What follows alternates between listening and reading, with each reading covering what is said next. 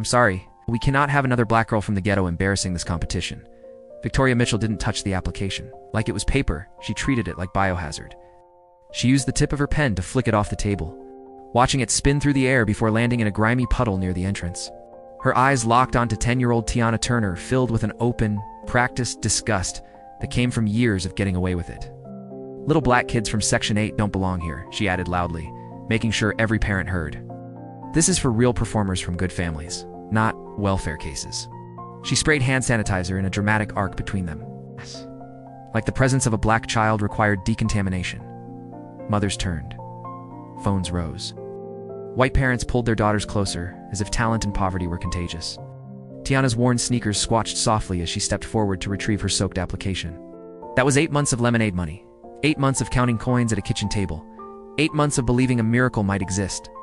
$1.54 this moment. And for her mama, who was dying of cancer. But Tiana didn't know what would shatter the next 3 days. Was that one of the judges watching from across the room was the father who abandoned her before she could even form her first word. And what happened next would force him to face every day he ran. 3 weeks earlier, Tiana had been sitting on the cracked linoleum floor of their one-bedroom apartment in Riverside Section 8 housing. The floor was cold, and the apartment always hummed with the sound of old pipes, arguments from the hallway, and her mama's muffled coughs. That's when she found the flyer. It had slipped out of her mama's purse. Bright yellow paper, creased at the corners, bold letters shouting hope louder than anyone in their building ever dared to. Riverside Community Talent Show Grand Prize, $50,000 plus recording contract. Exact number on the hospital bill taped to their refrigerator. The one with red final notice stamps. The bill for the surgery her mama needed in 3 weeks, or the tumor would become inoperable. Stage 3, breast cancer. The insurance company had already sent their cold answer, denied pre-existing condition. Tiana was only 10, but she understood grown-up words too well. She'd heard nurses whispering when they thought she wasn't listening. She'd been singing since she was 3. No lessons, no vocal coaches, no classes. Just YouTube videos and a stubborn belief that maybe, somehow her voice could fix things in a world that rarely offered fixes. At night, when her mama came home from double shifts as a hospital janitor and grocery store cashier, too exhausted to even stand straight, Tiana would sing her to sleep. Soft songs, songs she made up, songs that sounded like prayers disguised as melodies. Sometimes her mama cried while listening, not sad tears, but the aching kind that come from love and fear, living in the same chest. You got that gift from somewhere special, baby, Diane would whisper. Tiana sang in the hospital pediatric ward, while waiting for her mama to clock out, sang for sick children hooked to machines, sang for bald-headed kids, who smiled only when she opened her mouth. Nurses started recording her. Parents asked where her family was. Who trained this child? Why wasn't she famous? But stairwell singing didn't pay for cancer surgery. Online, she was River Kid. A little voice floating on SoundCloud, recorded on her mama's old cracked phone. 50,000 followers, strangers who loved her. None of them knew she was a poor black girl recording in stairwells because the echo made her sound like she belonged on a real stage. But followers don't pay hospital bills either. From 3rd grade onward, the world made sure she remembered where she belonged. The talent show that should have been hers, given to Madison Mitchell, Victoria's daughter. Her family has invested so much, Mrs. Peterson said, not meeting Tiana's eyes. Choir solos? It's given to girls who cracked notes, Tiana, hidden in the back row. We need a more uniform sound, the director lied. Community showcases. Victoria blocked her every year. We have enough variety. Variety. That's what they call children. Like Tiana code for you, Dan. T fit our picture. But this time was different. This time, she wasn't singing for applause. She was singing for survival. She saved for 8 months lemonade stands. Chores for neighbors, sweeping porches, sorting, recycling, carrying groceries. Every coin went into a pink elephant piggy bank. Last night, she smashed it open. $1.50. Her mama watched her, count it with tears falling silently, hand clutching the scarf covering her thinning hair. Maybe you don't have to do this. But Tiana did, because in 3 weeks, if they didn't have $52,000, her mama would die. What she didn't know was that her mama had kept a secret. A man named Christopher Hayes, her father, a man who chose success over a baby girl. He once said, "A kid will destroy everything I've worked for," and he walked away. He never sent $1. Diane kept one photo, his face torn off long ago, but his voice, his bone structure, his eyes. All of that lived in Tiana. Now he was a successful A&R executive, signing artists, building careers, living the life he said a child would ruin. In 3 days, he would walk into the Riverside Community Center as a guest judge and see a little black girl with his exact gift staring back at him. Back in the present, Tiana stood in the parking lot, her application dripping onto her worn shoes. The ink blurred, dissolving 8 months of hope. Mama's text popped up. Insurance denial final. Surgery is day after talent show finals. This is our only chance, baby girl. Mama's praying for a miracle. Attached was a photo of the medical bill. $52,000 due in 18 days. Tiana's hands shook, looked through the glass doors. Victoria Mitchell laughed with another parent, relaxed, privileged, untouchable. Something hardened in Tiana's small chest. Something forged from every dismissal, every back row placement, every smirk, every coded insult. Every moment the world told her mama's life mattered less. She walked back inside. Victoria's smile froze when she saw her. "Oh, you're still here, sweetie? I have $150, Tiana said, her voice tiny but unbroken. She placed the tin on the table. Entry fee is non-refundable. Victoria's eyebrows lifted with exaggerated sympathy.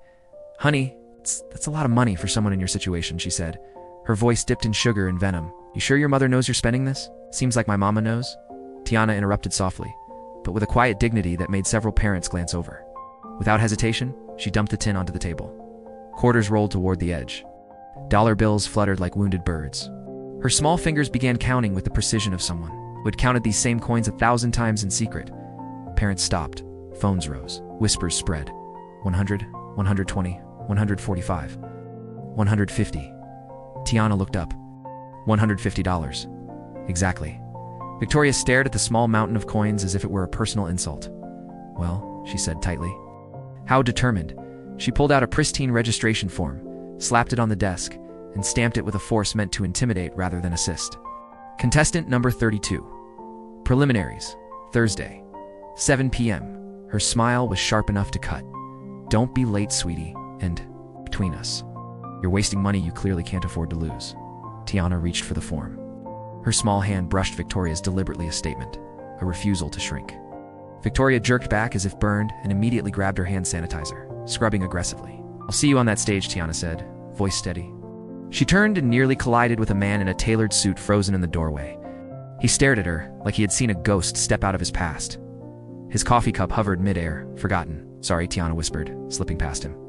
The man didn't move. He stood rooted, breath caught in his throat. The guest judge badge on his lapel read, Christopher Hayes. For 3 full seconds he simply stared after the child, stunned, hollowed, undone. Then he turned slowly toward Victoria, his voice too controlled to be natural. "That child, what's her name?" Victoria waved a dismissive hand. "Nobody important. Contestant 32. Some kid from Riverside. She won't last past preliminaries." "They never do." Christopher's jaw twitched. "How old is she?" "I don't know. 10, maybe?" "Why?" Her tone made it clear she didn't care if the girl was 10 or 1,000. Christopher couldn't answer, because he had just looked into Diana's eyes he used to know intimately now, staring out of a 10-year-old girl's face. In his world, the perfect, crafted career he chose instead of fatherhood began to fracture. That night, Tiana stood in the small bathroom of their apartment. The flickering bulb gave the room a heartbeat of its own. She uncapped a marker and wrote across her palm, "For Mama." The letters looked tiny against her brown skin, but they glowed with purpose.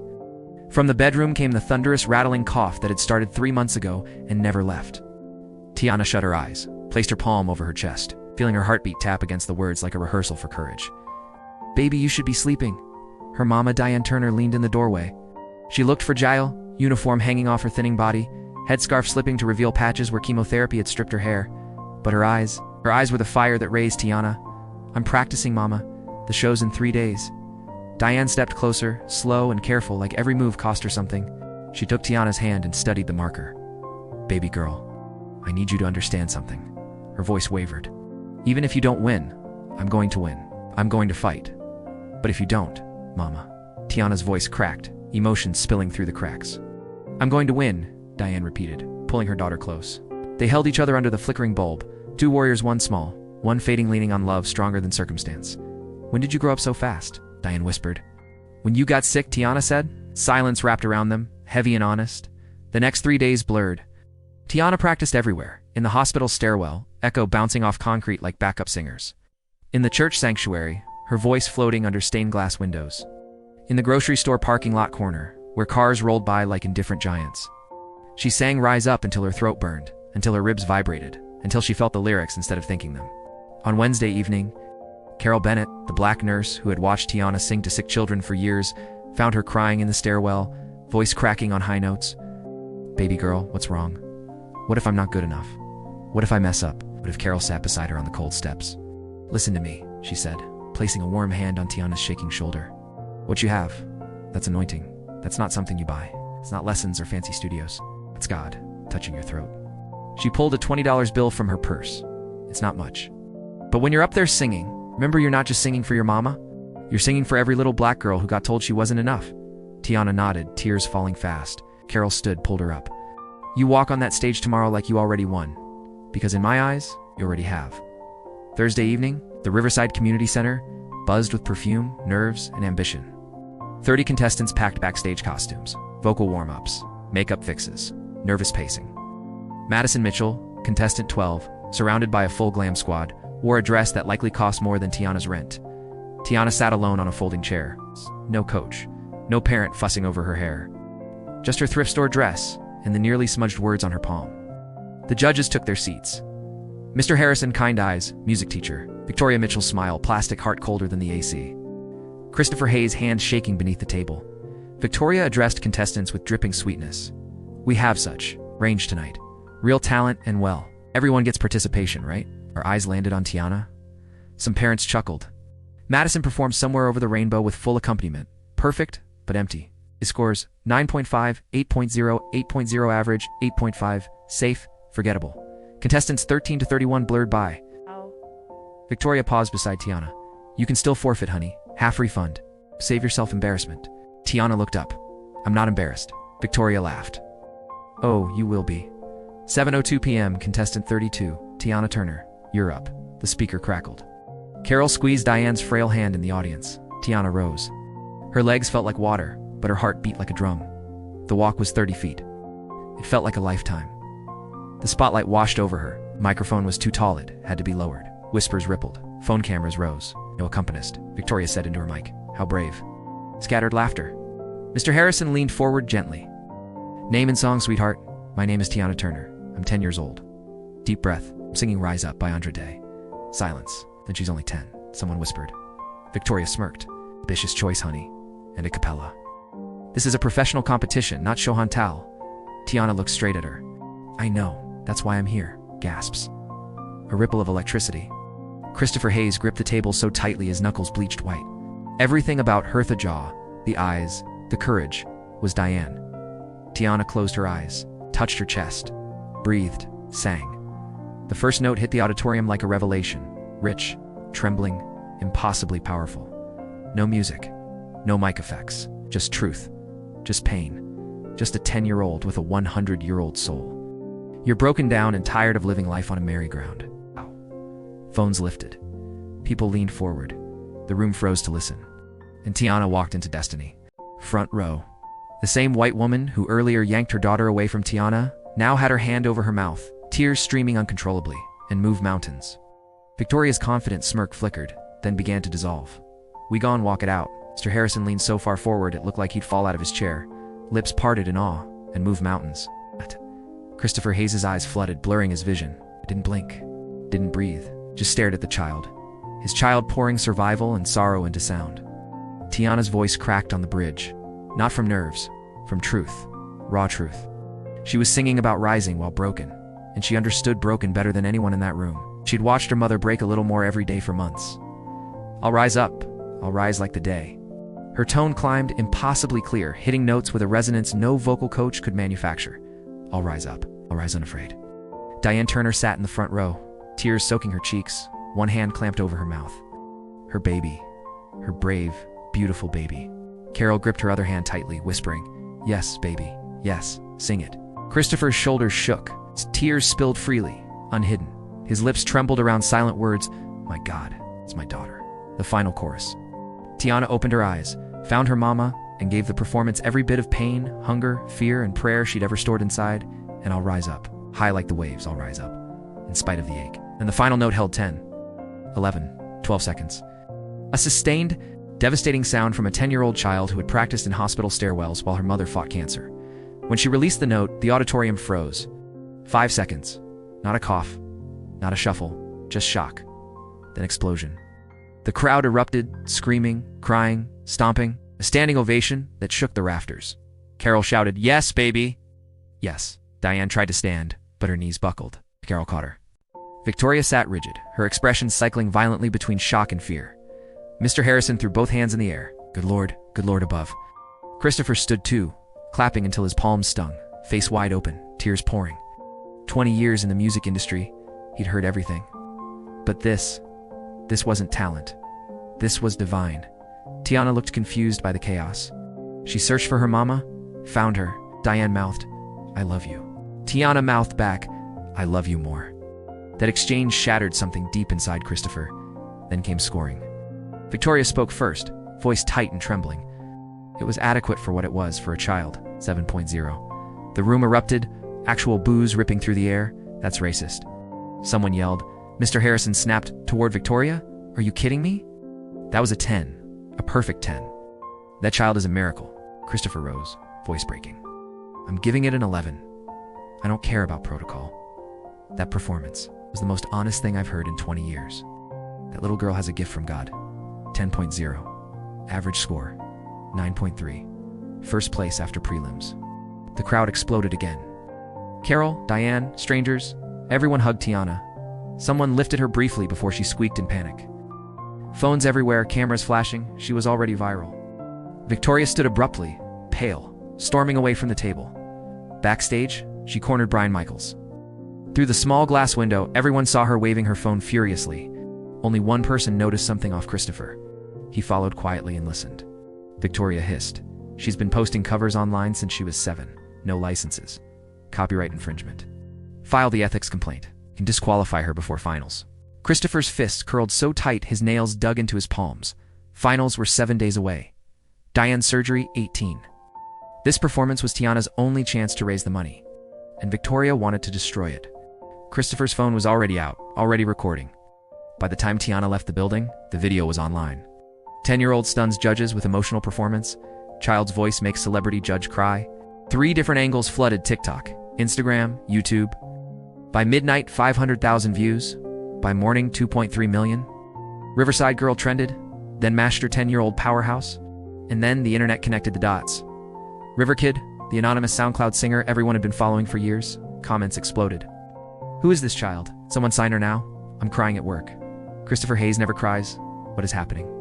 She's been practicing since she was 7.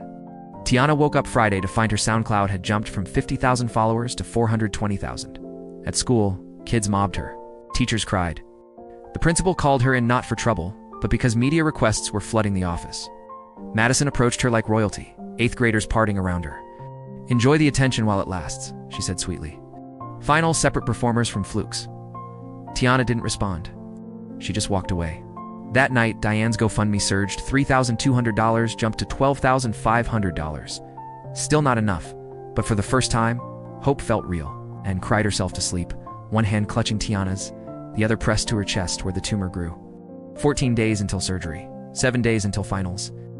And Victoria Mitchell wasn't crying, she was preparing for war.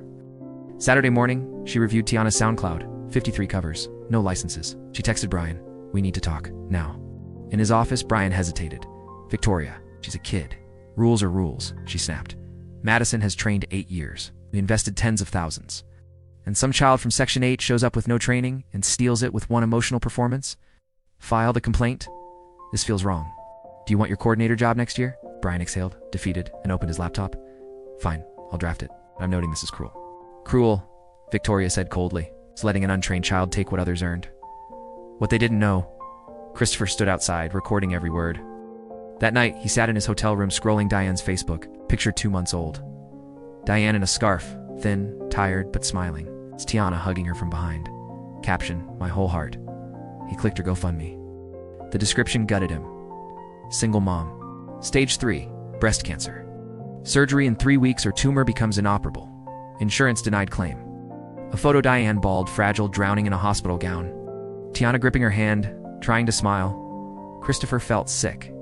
He had abandoned them, left them to fight alone, left them to poverty. And now his daughter was singing to save her mother's life because he hadn't even paid child support.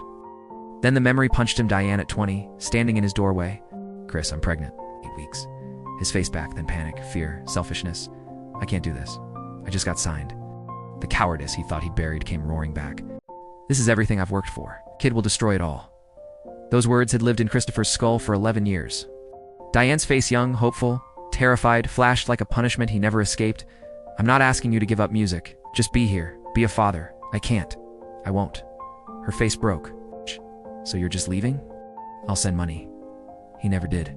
Now he stared at the GoFundMe, total $14,800 of $52,000, and at the recording of Victoria plotting to crush a child. His child.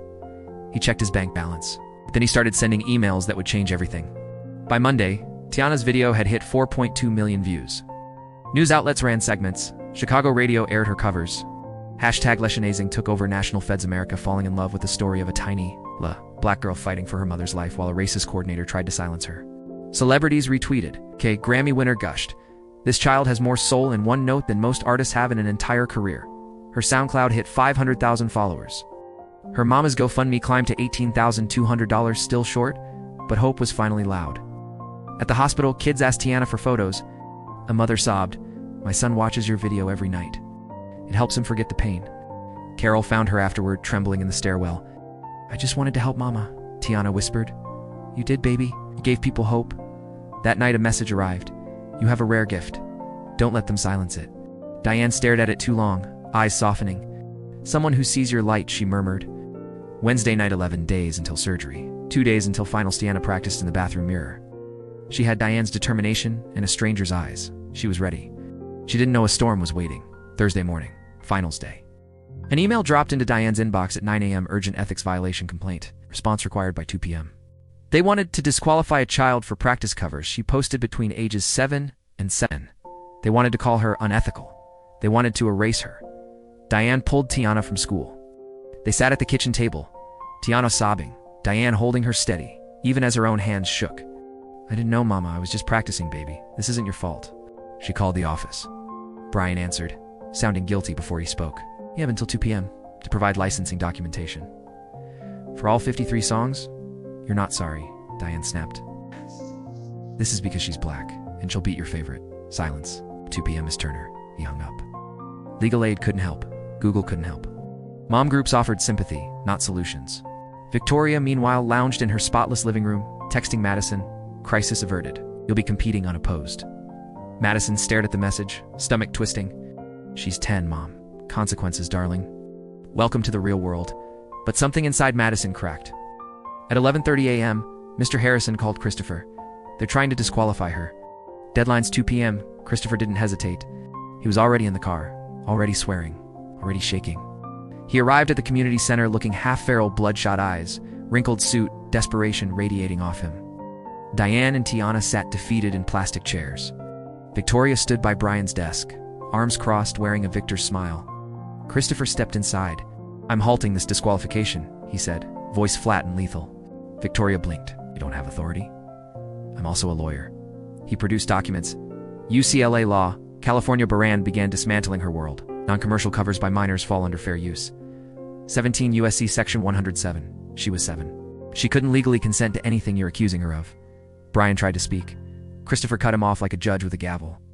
"This is selective enforcement illegal. You didn't check any other contestants' childhood social media. That's discrimination." Victoria finally cracked. "You recorded me?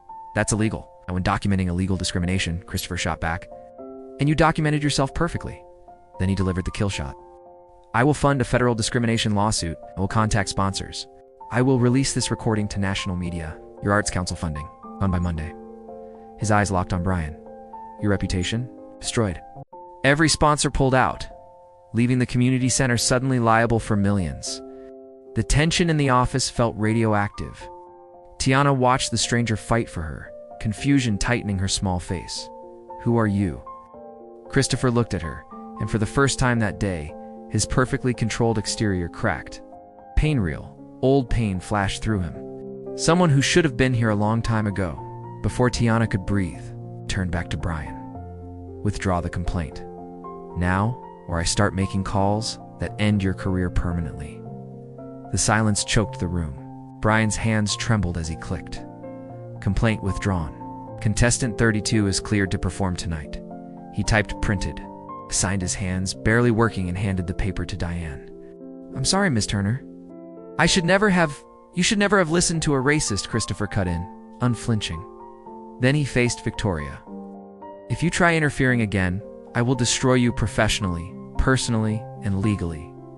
Are we clear? Victoria didn't argue. She fled purse in hand, pride in tatters. Christopher turned back toward Diane and Tiana. Up close, the truth was unmistakable. Tiana had his eyes, his chin, his bone structure. Diane looked older, worn by years of sacrifice, but still fierce, still beautiful. She stared at him, slowly recognizing what she didn't want to believe. Christopher, his breath stopped. Mama, Tiana whispered. You know him? Shock recognition. Rage Diane cycled through all three. Get out, Diane. Get out. Her voice trembled with hurt she couldn't speak. She clutched Tiana tighter. Christopher looked at his daughter one last time. Your performance was extraordinary, he said softly. Good luck tonight. Then he walked out before he collapsed in front of them. In the hallway, he pressed his back to the wall, shaking so hard he could barely hold his phone. He'd saved his daughter, yet she still didn't know he was her father.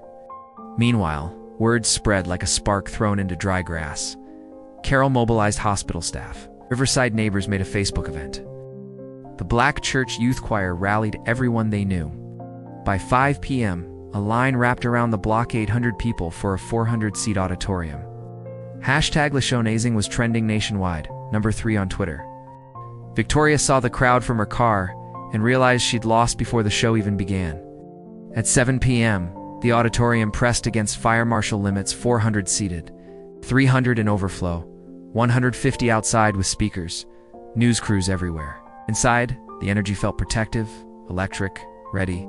Front row, Tiana Turner frail, dress hanging off her frame, headscarf carefully tied, makeup hiding exhaustion.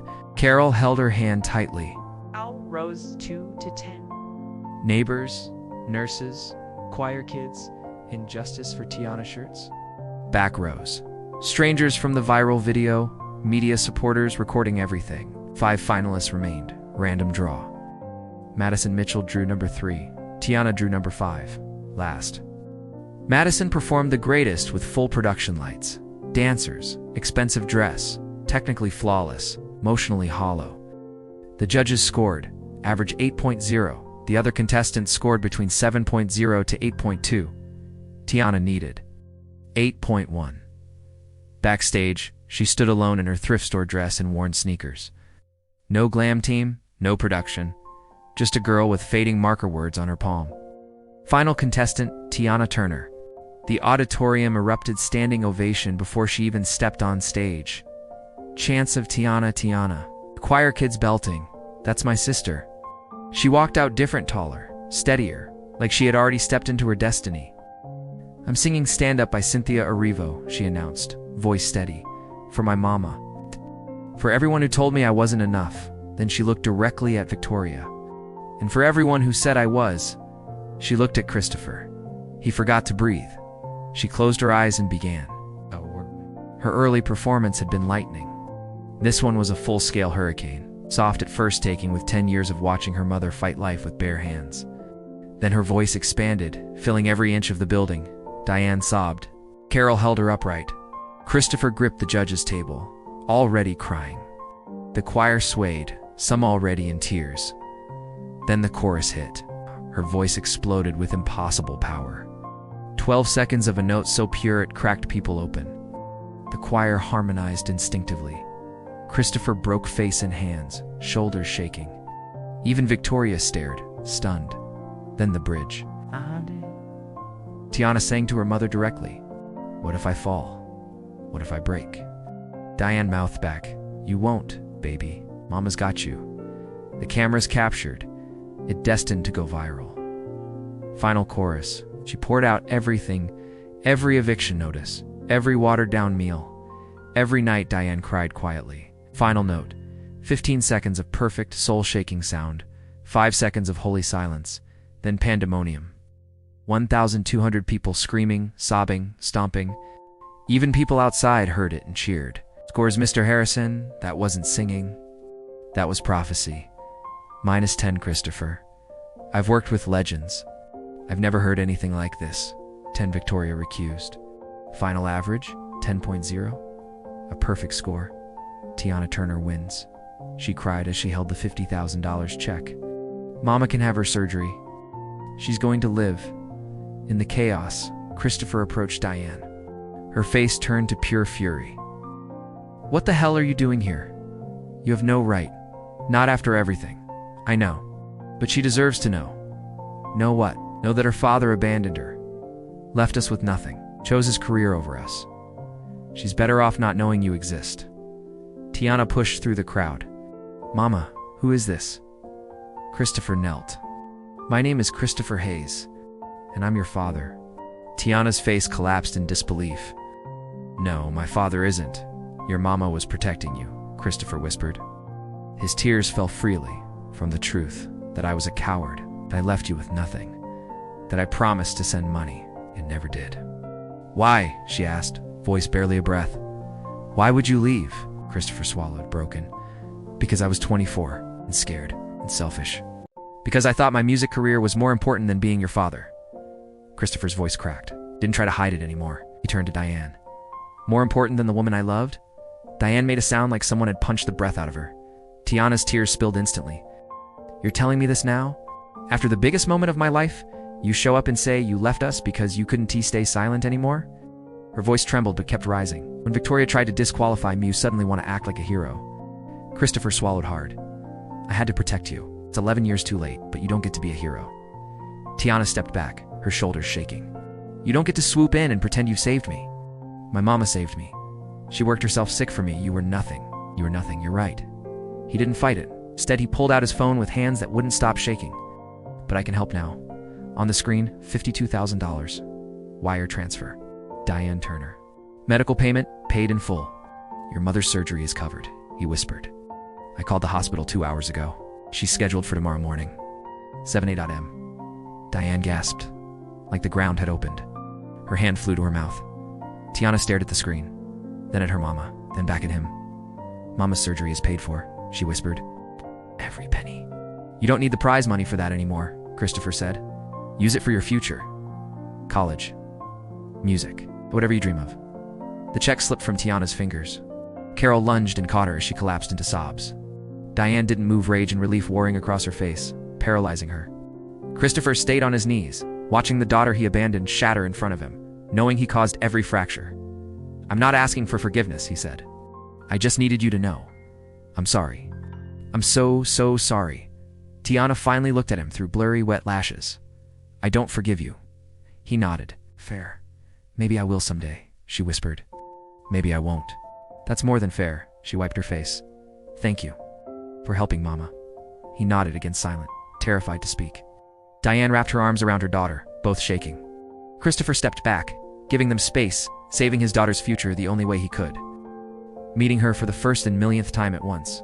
6 months later, a photo on Tiana Turner's Facebook, autumn light, wind and soft curls where her hair had grown back. A cancer survivor shirt.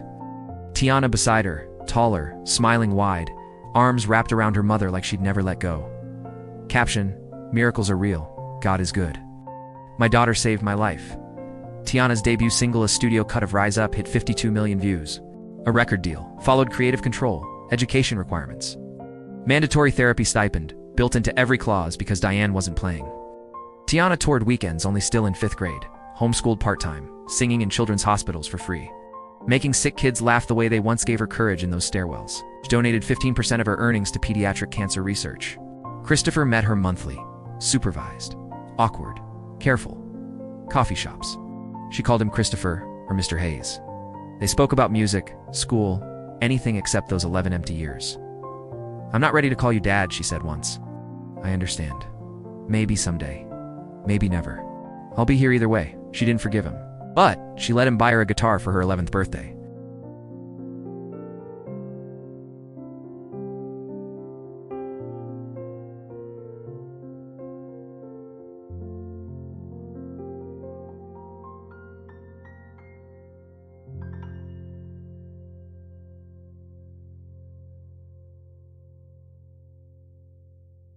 Final shot, Tiana singing in a pediatric ward, surrounded by bald children with bright, determined eyes, all holding hands, all singing with her.